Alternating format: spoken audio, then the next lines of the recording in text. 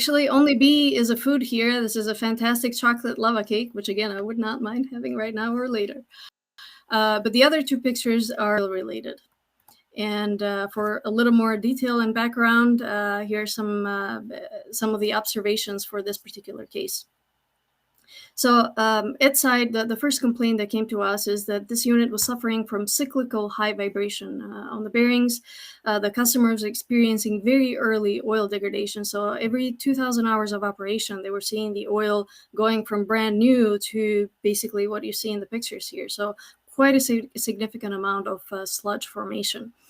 And what I suspect were some of the main reasons for the sludge formation that we see, and for the vibrations on the bearings are first and foremost a lack of flushing between oil changes.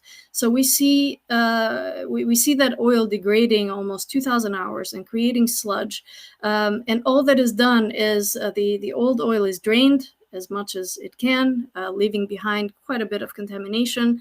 The new oil goes in and it automatically absorbs all of those residues from the previous oils, and it starts the oxidation and degradation process right away, and it accelerates it to a very high rate. And the other contributing factor here is there was a low operating temperature, lower than what Solar actually specifies in our equipment specification, which likely led to a very low oil solubility, causing the varnish to drop out.